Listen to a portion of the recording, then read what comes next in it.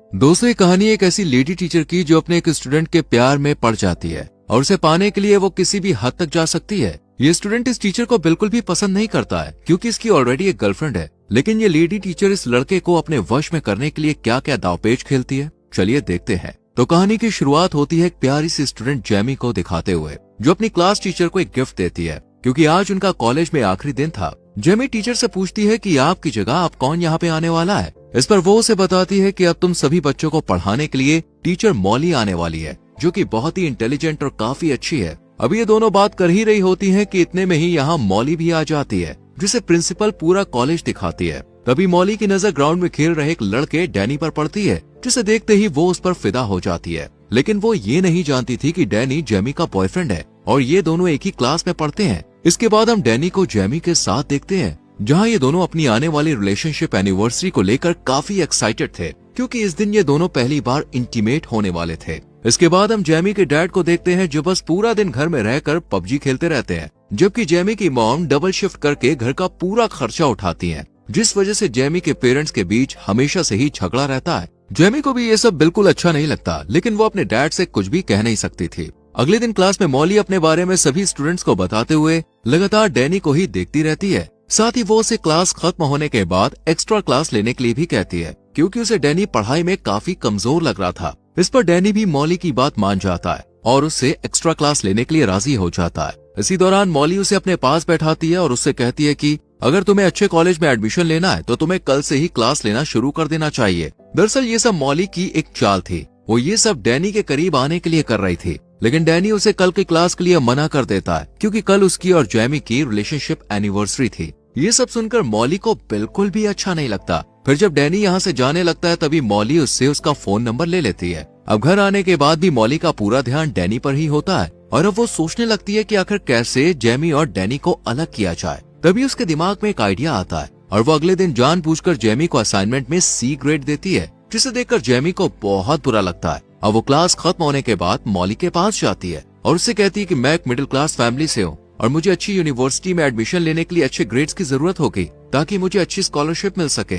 इस पर मॉली उसे कहती है कि अगर तुम्हें अच्छे ग्रेड्स चाहिए तो कल दोबारा इस असाइनमेंट को रेडी करके लेके आना, जिससे मैं तुम्हें अच्छे ग्रेड दे सकूं। ये सुनकर जेमी मॉली को अपनी एनिवर्सरी के बारे में बताती है, जो कि आज ही थी। तभी मॉली उससे पूछती है कि तुम्हारे लिए इन दोनों में से क्या जरूरी है, एनिवर्सरी मनाना या अच्छे ग्रेड हासिल करना। इस पर जेमी कोई जवाब नहीं देती और यहाँ से चली जाती है। इसके बाद वो डैनी से मिलती है और उसे सारी बात बताती है। साथ ही आज रात के लिए उससे माफी भी मांगती है क्योंकि उसे अच्छे ग्रेड लाने के लिए आज इस असाइनमेंट को पूरा करना था। लेकिन डैनी आज की रात उसके नजदीक आना चाहता था, इसलिए वो गुस्से में यहाँ से चला जाता है। थोड़ी देर बाद मॉली डैनी के पास आती है और उसे अपने साथ डिनर करने के लिए कहती है, जिसके लिए वो मान जाता है और दोनों एक रेस्टोरेंट में पहुंच जाते हैं, जहाँ मॉली डैनी से उसकी लव लाइफ के बारे में पूछती है। तब वो थोड़ा हिचकिचाते हुए उसे बताता है कि अभी तक जेमी और उसके बीच कुछ भी नहीं हुआ है क्योंकि जेमी अभी इन सब चीजों के लिए रेडी नहीं है। ये सुनकर मॉली समझ जाती है कि डैनी को आखिर क्या चाहिए, इसलिए वो उसके करीब आने की कोशिश करती है, लेकिन डैनी उस पर ज्यादा ध्यान नहीं देता है और अपने घर चला जाता है।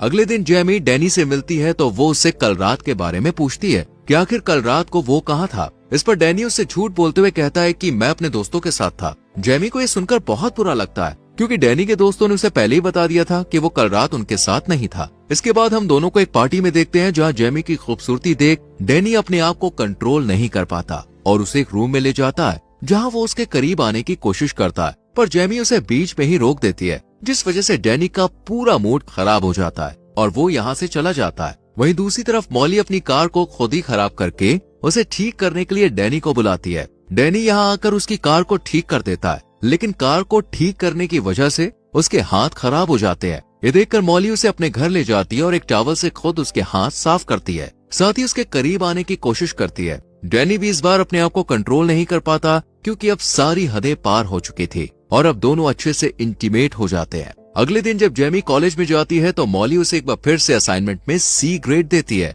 जिसे देखकर जेमी को समझ नहीं आता कि आखिर वो उसके साथ ऐसा क्यों कर रही है, जबकि उसने तो इस बार बहुत ही अच्छा असाइनमेंट रेडी किया था। इसी दौरान जेमी की नजर एक खाली क्लासरूम में पड़ती है, जहाँ मॉली और डैनी अकेले बैठे हुए थे। ये देखने के बाद जेमी को अब डैनी पर शक होने लगता है, इसलिए वो क्लास खत्म होने के बाद उसका पीछा करती है और देखती है कि डैनी मॉली के घर जा रहा है। और जैसे ही वो घर के अंदर चला जाता है जैमी खिड़की की मदद से अंदर झांकने की कोशिश करती है, जहाँ उसे मॉली और डैनी एक दूसरे को किस करते हुए दिखाई देते हैं। अब जैमी समझ चुकी थी कि डैनी उसे धोखा दे रहा है, इसलिए वो रोते हुए वहाँ से चली जाती है, लेकिन उसे जाते हुए डैनी देख लेता है और उसके पीछे जाने लगता है। हालांकि मॉली उसे रोकने की कोशिश करती है, लेकिन वो नहीं रुकता और जैमी के पास पहुंचकर उससे माफी मांगने लगता है। साथ ही अगली बार ऐसा कुछ न करने का वादा भी करता है। ये सुनकर जैमी भी उसे माफ कर देती है, जिसके बाद रात में डैनी के पास मॉली का मैसेज आता है, लेकिन वो उसका रिप्लाई नहीं करता और अगले दिन कॉलेज में भी उसे पूरी तरह से इग्नोर करता है। खुद को इग्नोर होता देख मॉली अब काफी परेशान हो जाती है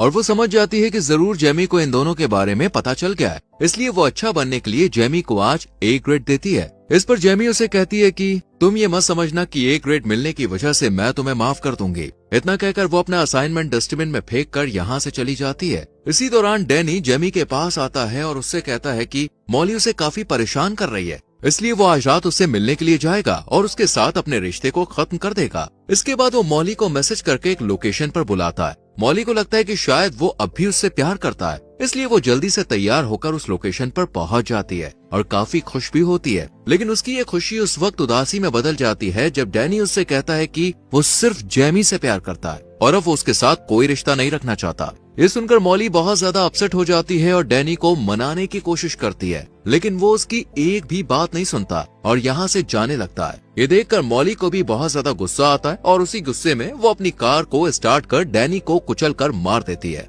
वहीं उसका खून एक कपड़े में भरकर जैमी के कार के बम्पर पर लगा देती है। साथ ही अपना फोन भी जैमी की कार में ही रख देती है, ताकि सभी को लगे कि डैनी की मौत के पीछे जैमी का ही हाथ है और उसी ने उसे मारा है। इसके बाद वो मूवी देखने के लिए एक थिएटर में चली जाती है और मूवी के टिकट को अपने पास संभाल कर रख लेती है, जिससे वो पुलिस को ये दिखा सके कि जिस वक्त डैनी का एक्सीडेंट हुआ था उस वक्त वो थिएटर में मूवी एंजॉय कर रही थी। फिर हम मॉली को ऑनलाइन एक मैकेनिक को ढूंढते हुए देखते हैं, जिसे वो काफी सारे पैसे देकर अपनी कार को ठीक करने के लिए कहती है। साथ ही इस बारे में किसी को भी ना बताने के लिए कहती है। वहीं दूसरी तरफ पुलिस को जब डैनी की डेड बॉडी के बारे में खबर मिलती है तो पुलिस फौरन लोकेशन पर पहुंच जाती है और इस बात का पता लगाने की कोशिश करती है कि आखिर डैनी की इस हालत का जिम्मेदार कौन है। इधर जैमी को भी अब उसकी एक दोस्त डैनी की मौत के बारे में बता देती है, जिसे सुनते ही वो भागकर पुलिस स्टेशन पहुंच जाती है और पुलिस को बताती है कि उसे अपनी क्लास टीचर पर शक है, क्योंकि कुछ दिनों से मॉली और डैनी का अफेयर चल रहा था और कल रात वो मॉली से मिलकर सब कुछ खत्म करने वाला था। इसके बाद पुलिस देर न करते हुए मॉली के घर पूछताछ के लिए पहुंच जाती है, जहां वो उन्हें झूठ बोलते हुए कहती है कि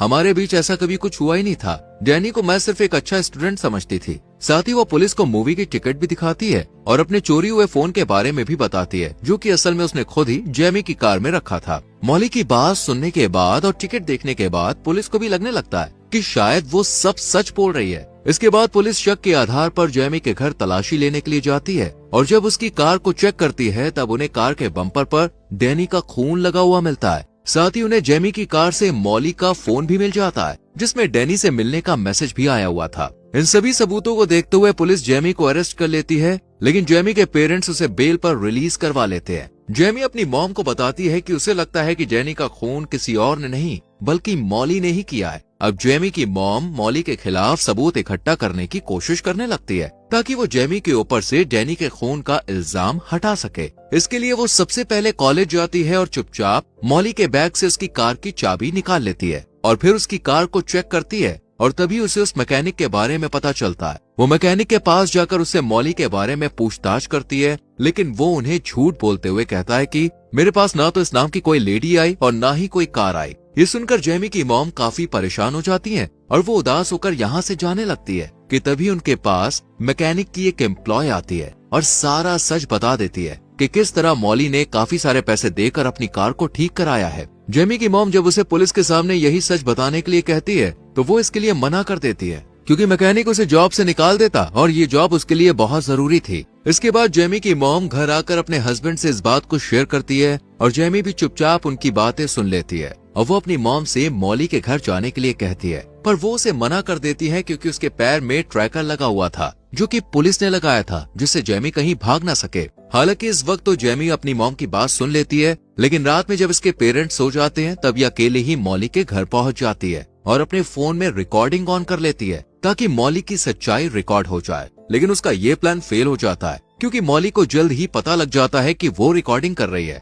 इसलिए वो उसके हाथ से फोन छीन लेती है और गुस्से में आकर सारा सच उगल देती है। कि हाँ उसने डैनी को मारा है और अब वो जेमी को भी मार देगी। इसके बाद वो जैसे ही चाकू उठाकर जेमी को मारने के लिए आगे बढ़ती है तभी पुलिस वहाँ पे आ जाती है और पुलिस यहाँ आई थी उस ट्रैकर की वजह से। दरअसल जेमी जब अपने घर से बाहर निकली थी तभी पुलिस ने उसके पैर में बंधे ट्रैकर की मदद से उसे ट्रैक करना शुरू कर दिया था, जिसके बाद पुलिस जेमी को रिहा कर देती है और मॉली को अरेस्ट कर अपने साथ ले जाती है। तो दोस्तों अगर आप डैनी की जगह होते तो आप इस टीचर के साथ क्या करते, कमेंट में जरूर बताना। वीडियो पसंद आई हो तो लाइक और शेयर करके हमारे चैनल फिल्म एडिक्ट को सब्सक्राइब करना ना भूले और बेल आइकॉन प्रेस करना। धन्यवाद।